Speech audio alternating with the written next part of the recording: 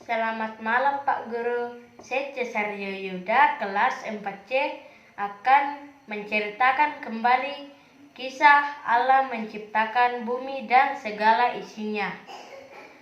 Dasar pemahaman Alkitab mengenai alam semesta adalah cerita yang tertulis pada Kejadian pasal 1 dan 2. Ditunjukkan bahwa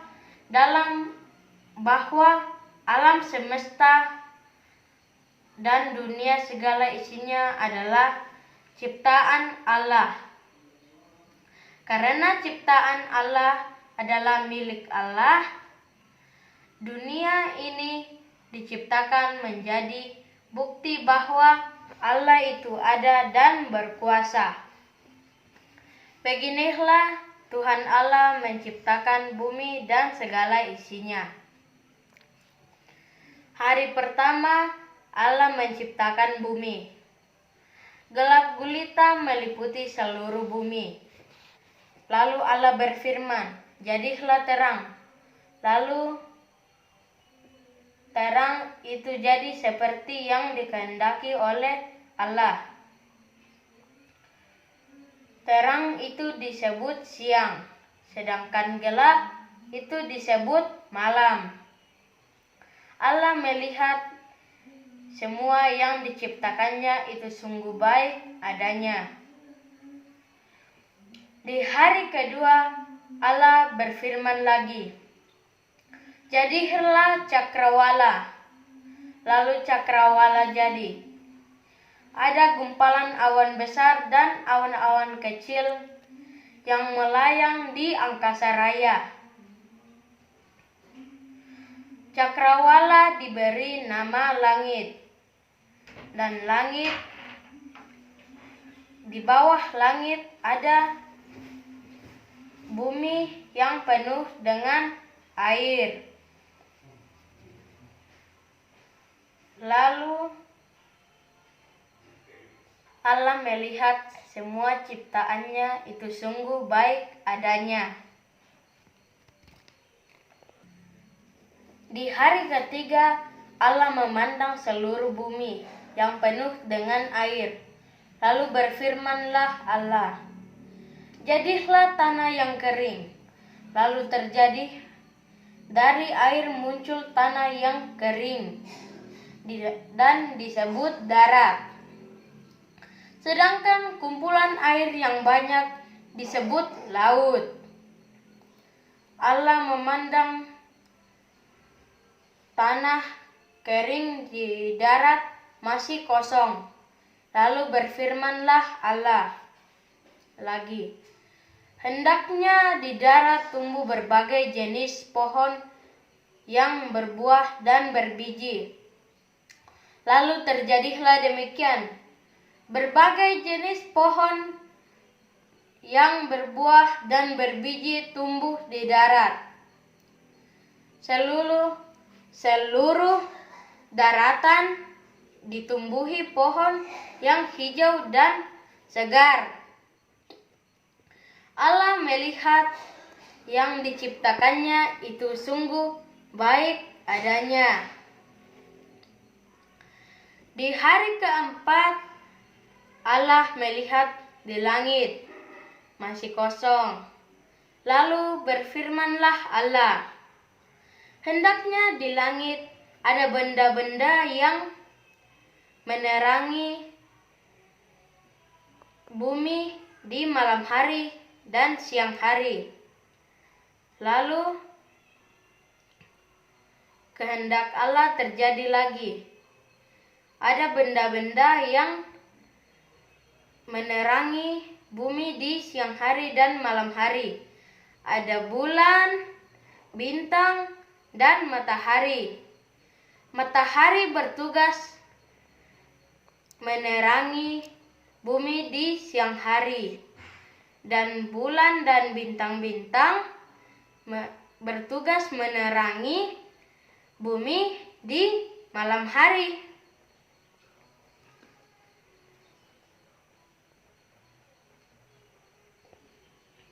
Allah melihat semua yang diciptakannya itu sungguh baik adanya. Di hari yang kelima, Allah memandang lautan luas dan di udara. Belum ada makhluk hidup di laut juga di udara. Lalu Allah berfirman, hendaknya di dalam laut hidup berbagai jenis makhluk hidup, dan di udara berbagai jenis hewan yang berterbangan. Dan kehendak Allah terjadi lagi. Berbagai jenis hewan yang muncul dari dalam laut. Ada ikan besar, ada ikan kecil, ada udang, dan kepiting. Lalu kemudian di udara muncul juga berbagai jenis burung berterbangan dan kupu-kupu dan serangga lainnya. Lalu Allah memberkati semua hewan di laut maupun di udara. Katanya, berkembang biak dan bertambah banyaknya jumlahnya kamu. Allah melihat semua ciptaannya itu sungguh baik adanya.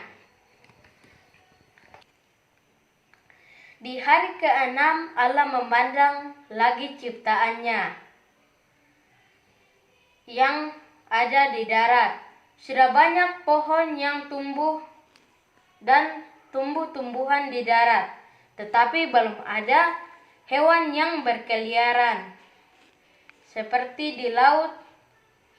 Lalu Allah berfirman lagi, hendaknya di darat hidup berbagai jenis hewan dan binatang liar. Lalu terjadilah demikian. Ada sapi, kambing, domba, kucing, ayam, dan hewan lainnya. Dan hewan liar ada juga singa, harimau, dan ular, dan hewan lainnya yang liar.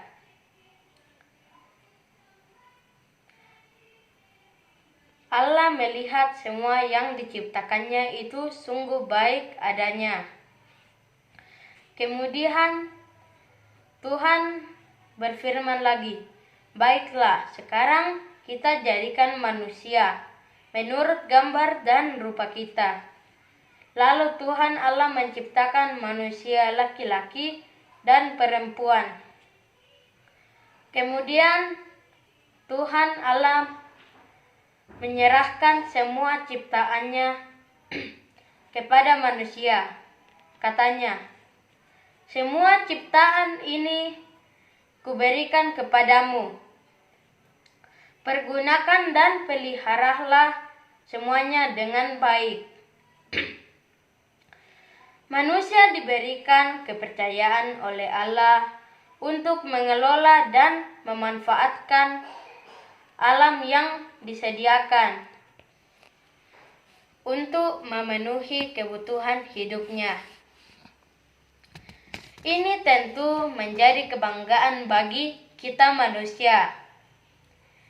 Kita didorong untuk melakukan usaha pemeliharaan dan pelestarian alam. Pertama, kelestarian alam adalah kebutuhan manusia. Kedua, adanya tugas karena kepercayaan yang diberikan Tuhan kepada manusia. Ketiga, menjaga kelestarian dan keindahan alam adalah bagian dari iman. Jika kita boleh menggunakan apa saja yang ada di alam ini untuk kehidupan kita. Tumbuhan dan hewan boleh kita makan, tetapi kita juga harus tumbuh-tumbuhan dan hewan boleh kita makan, tetapi harus menggunakan dengan hemat, tidak boleh boros atau dibuang secara percuma. Kita juga harus terus memeliharanya agar tetap ada untuk generasi berikutnya. Terima kasih Pak Guru.